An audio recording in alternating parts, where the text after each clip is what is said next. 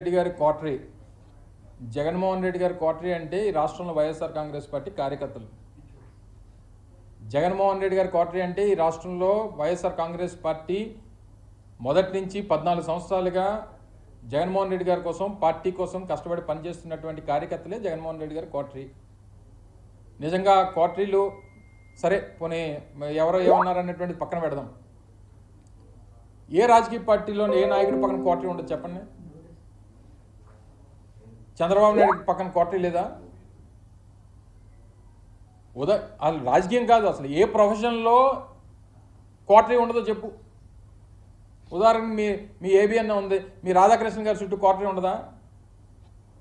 ఉంటుంది కదా. ఇగో మా విశాఖపట్నంలో రామకృష్ణ ఇలా చేస్తున్నాడు, లేకపోతే ఇంకో దగ్గర ఇంకోటి ఇలా చేస్తున్నాడు చెప్పేవాడు చేసేవాడు ఉండడా చెప్పు. సో క్వార్టరీలు అనేటువంటివి ఈ ప్రజాస్వామ్యంలో ఈ వ్యవస్థలు అన్నింటిలోని ప్రతి స్థాయిలో ప్రతి వ్యవస్థలో ప్రతి దగ్గర ఉండేటువంటిది. సరే ఆ క్వార్టరీల గురించి ఎవరు మాట్లాడాలి? దూరం నుంచి చూసిన వాళ్ళు లేకపోతే ఆ క్వార్టరీలో లేని వాళ్ళు మాట్లాడాలి తప్ప మొన్నటి వరకు ఆ క్వార్టరీలో ఉన్నటువంటి మనం మాట్లాడితే ఎలా చెప్పు? ప్రజలు హర్షిస్తారా? ఒప్పుకుంటారా? సో ఇవన్నీ కూడా ఆలోచించి మాట్లాడుంటే బాగుండేది. సరే ఇంకా పార్టీ నుంచి రాజీనామా చేసి వెళ్ళిపోయిన తర్వాత అంతకంట ఇదిగా మాట్లాడతారని అనుకోవడం మన అమాయకత్వం అంతే. ఎవరి మనసు విరిగింది? ఎందుకు విరిగిపోయింది? ఇంకెవరి మీద ఎప్పుడన్నా ఇంకొకరి మీద ప్రేమ పుడితే మన మనసులు విరిగిపోతుంటాయి. అదే మాకు తెలియాలి. నువ్వు ఆయన అడగలను, నేనే చెప్తాను. చేసుంటారు. పార్టీలో పనిచేసినప్పుడు వివిధ హోదాల్లో వివిధ స్థానాల్లో పనిచేస్తుంటాం. ఇప్పుడు నీకు ఒకరి మీద మనసు ఇరిగిపోయిందని అంటే ఇంకొకరి మీద ప్రేమ పుడితేనే ఇక్కడ మనసు ఇరిగిపోద్ది. అది ఎవరి మీద ప్రేమ పుట్టిందో ఎవరి మనసు దేనికి ఇరిగిపోయిందో అనేటువంటి త్వరలో తెలుస్తాయి మనకి. అవన్నీ చూస్తాం కదా రాజకీయాల్లో. నిన్న కూడా వారు మాట్లాడుతూ చెప్పారు. ఏం చెప్పారు? ఈ రోజు వరకు ఏ నిర్ణయం తీసుకోలేదు అంటే, ఈ రోజు అంటే నిన్నటి వరకే కదా. సరే నేను అవన్నీ నా నిర్ణయం కాదు కదా. సో ఏదేమైనప్పటికీ మనసు విరిగిపోవడానికి లేకపోతే ఇంకోటి అయిపోవడానికి వైఎస్ఆర్ కాంగ్రెస్ పార్టీలో ఉన్నంతకాలం అత్యంత కీలకమైనటువంటి స్థానాల్లో వారు పనిచేశారు. సరే వారు మాట్లాడినప్పుడు ఢిల్లీలో మాట్లాడినప్పుడు నేను ఇంక రాజకీయం మాట్లాడదలుచుకోలేదు, వ్యవసాయం మాత్రమే చేస్తానని చెప్పారు. సరే అలాగే అనుకున్నాం. మరి నిన్నటి పరిస్థితులు అయితే దానికి భిన్నంగా కనిపించాయి నాకైతే. సో నిన్న భిన్నంగా కనిపించిన తర్వాత ఈ కొత్త మాటలన్నీ మనసు ఇరిగిపోయింది లేకపోతే ఇంకోటి అయింది అన్న తర్వాత ఇంకో మీద ప్రేమ పుడితేనే మనసు ఇరిగిపోవాలి. మరి అంటే నా వ్యక్తిగతమైనటువంటి అభిప్రాయం. అది మరి నాకేం తెలుసు, నేనేం చెప్తాను? నువ్వు ఎవరిని ప్రేమిస్తున్నావు నాకేం తెలుసు చెప్పు. నేను జగన్మోహన్ రెడ్డి గారిని ప్రేమిస్తున్నాను. మరి నేను ఆయన ప్రేమిస్తున్నాను, నేను అది చెప్పగలను. కానీ నువ్వెవరిని ప్రేమిస్తున్నావు నేనే చెప్తాను. మరి నేను ఎప్పుడు వినలేదు ఆ డైలాగ్. నేను కూడా అదే అంటున్నా. ఇప్పుడు రాజకీయాల్లో మొన్న జరిగినటువంటి పరిణామాలు వచ్చినటువంటి ఫలితాల తర్వాత అనేక పరిణామాలు చూసాం. గడిచినటువంటి 9 మాసాల్లో వైఎస్ఆర్ కాంగ్రెస్ పార్టీ ఓడిపోయిన తర్వాత అనేక పరిణామాలని ఎదుర్కొన్నాం. చాలామంది పార్టీ నుంచి వెళ్ళిపోయారు, రాజీనామా చేసి వెళ్ళిపోయారు, లేకపోతే ఇంకోటి వారు ఏదో మాట్లాడితే వెళ్ళిపోయారు. వెళ్ళిపోయినటువంటి వారందరూ, నేను ఎవరో ఒకరి గురించి మాట్లాడలేదు. మొన్న ఇదే జగన్మోహన్ రెడ్డి గారు 2024లో కూడా అధికారంలోకి వచ్చుంటే ఇది జరిగేదా? 2024లో మళ్ళీ జగన్మోహన్ రెడ్డి గారు అధికారంలోకి వచ్చి మళ్ళీ రెండోసారి ముఖ్యమంత్రి అయి ఉంటే ఈ గడిచినటువంటి 9 మాసాల్లో వైఎస్ఆర్ కాంగ్రెస్ పార్టీ నుంచి వెళ్ళిపోయినటువంటి నాయకులు వెళ్ళిపోయేవారా? వెళ్ళిపోయినటువంటి వారు ఈ రకంగా మాట్లాడేవారా? ఈ రకంగా జగన్మోహన్ రెడ్డి గారి మీద మాట్లాడేవారా? ఈ పరిస్థితులన్నింటినీ కూడా లేవనెత్తేవారా అనేటువంటిది ఒకసారి మనం మనస్సాక్షిని అడుక్కోవాలి. నేను ఏ ఒక్కరి గురించి నేను మాట్లాడలేదు. సహజంగా రాజకీయ పరిస్థితుల గురించి నేను ప్రస్తావిస్తూ ఉన్నా. సో వెళ్ళిపోయినటువంటి వారు ఇంతకంట ఇదిగా మాట్లాడతారనుకోవడం మా అమాయకత్వం, మీ అమాయకత్వం. వ్యవసాయం చేసుకుంటా ఉంటారు కానీ ఒకవైపు మీకు సాయం చేసేటట్లే కనిపిస్తున్నారు, ఇంకోటి అంటారు. ఎందుకంటే మీకా జగన్మోహన్ రెడ్డి అధికారంలో రావాలని కోరుకుంటున్నారట కదా? ఎవరన్నారు? నేను అది వినలేదు. అదే ఢిల్లీలో అన్నారు, ఢిల్లీలో అన్నట్టుగా చూసాను.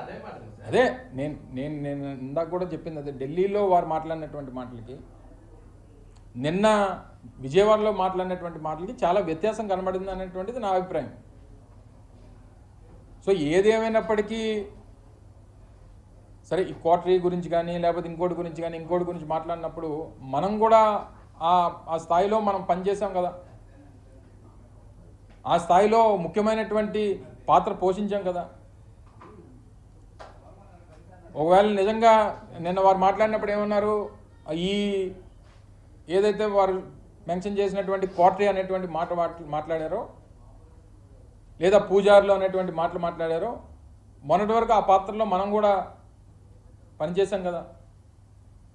మరి చేసినప్పుడు మరి మనం ఏం చెప్పుంటాం, మనం ఏం చేసుంటాం అనేటువంటిది కూడా ఒకసారి అంటే పార్టీ నుంచి వెళ్ళిపోయిన తర్వాత ఈ ఇంతకంట బెటర్గా మాట్లాడతారు లేకపోతే ఇంకా జగన్మోహన్ రెడ్డి గారు ఇచ్చేస్తారు అనేది నిన్న మాట్లాడిన తర్వాత వారు ఏదో ఒక ఆయన వ్యవసాయం చేసుకోబోట్లేదు, రాజకీయం చేయబోతున్నారు అనేటువంటిది నాకు వ్యక్తిగతంగా అర్థమైంది. ఆయన అయితే వ్యవసాయం చేయబోడు, ఆయన రాజకీయం చేస్తారనేటువంటిది నాకు నిన్న వారి మాటల ద్వారా అర్థమైంది. మరి నువ్వు నేను ఓపెన్ హార్ట్ పెట్టుకున్నాను చెప్పండి.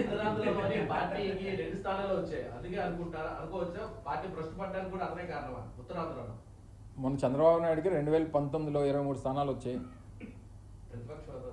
సరే, ప్రతిపక్ష హోదా రావచ్చు, ఓట్లు ఎన్ని వచ్చాయి చూసాం, అన్నీ జరిగాయి. సరే పక్కన పెట్టి ఇవన్నీ ఏదేమైనప్పటికీ ఎన్ని సీట్లు వచ్చాయి ఏది వచ్చాయి అనేటువంటి పక్కన పెట్టేస్తే అధికారం ఉన్నప్పుడు ఒకలాగా, అధికారం లేనప్పుడు ఒకలాగా. రాజకీయాల్లో అందులోని ప్రజాస్వామ్యంలో ఎప్పుడు అధికారం అనేటువంటిది మనతో ఉండిపోదు కదా. ఒకసారి ప్రతిపక్షంలో ఉంటాం, సరే జరిగినటువంటి పొరపాట్లు ఏమైనా సరిదిద్దుకుంటాం, ప్రజల్లోకి వెళ్తాం, ప్రజలకు చెప్పుకుంటాం, మళ్ళీ అవకాశం ఇస్తారు ప్రజలు. It's a continuous process. ఒకసారి ప్రతిపక్షం, ఒకసారి రాత్రిపూట పగలు వస్తుంది, పగలిపోతే రాత్రి వస్తుంది. దాని గురించి ఎక్కువగా మనం ఆలోచన చేసి దాని గురించి పొరపాటు చేసుకొని అమ్మో అధికారం పోయింది కదా. ఇప్పుడు సొసైటీలో కూడా ఏమైపోయిందనంటే, అంటే రాజకీయాల్లో మూడు పార్టీలు ఉన్నాయి ఇప్పుడు. అంటే ఒకటి కూటమి అనుకో, ఆ 3 పార్టీలు కలిపి ఒకటి. గ్రామాల్లో కానీ మధ్య మనం చూస్తున్నాం రాజకీయాల్లో వైఎస్ఆర్ కాంగ్రెస్ పార్టీ ఒక వర్గం ఉంటే, తెలుగుదేశం పార్టీ మిగిలిన రాజకీయ పార్టీలు ఒక వర్గం ఉంటే, అధికార పార్టీ వర్గం ఒకటి తయారైంది కొత్తగా. అంటే వాళ్ళకి పార్టీలతో పని లేదు, ఏ పార్టీ అధికారంలో వస్తే ఆ పార్టీ. ఇది అధికార పార్టీ బ్యాచ్ ఇది. వీళ్ళకి ఏంటంటే వీళ్ళు ఏ పార్టీ అధికారంలో ఉంటే ఇంకా వాళ్ళు అంటే ఒక సెకండ్, ఒక నిమిషం మనం అధికారం లేకుండా ఉండలేము అనేటువంటిది. అంటే వాళ్ళు ఫైటింగ్ నేచర్ కానీ, లేకపోతే ఫైట్ చేయాలనేటువంటి తపన కానీ, లేకపోతే ప్రజల పక్షాన్ని నిలబడాలి, ప్రతిపక్షం చూడాలనేటువంటి ఆలోచనలు కొంతమందికి ఉండవు.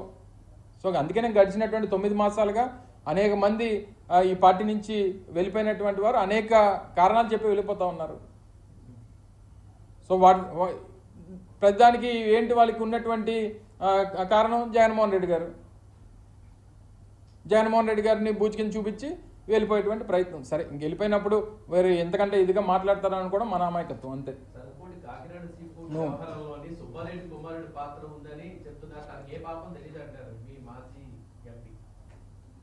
సరే, ఏదున్నా ప్రభుత్వం వాళ్ళది. ఎవరి పాత్ర ఉంది, ఎవరున్నారు, ఎవరి పేర్లు ఉన్నాయి, ఎవరెవరు ఇన్వాల్వ్మెంట్ ఉంది, ఇవన్నీ అనేక రకాలైనటువంటి ప్రశ్నలు నీకు ఉన్నాయి కదా, నీతో పాటు ప్రజలకి ఉన్నాయి. ప్రభుత్వం వాళ్ళదే కదా, 9 మాసాలుగా ఉంది కదా, ఎంక్వైరీ చేయమనండి, ఎవరు తప్పో తేల్చమనండి. నేను వచ్చి చెప్పేస్తాను 4 పేర్లు.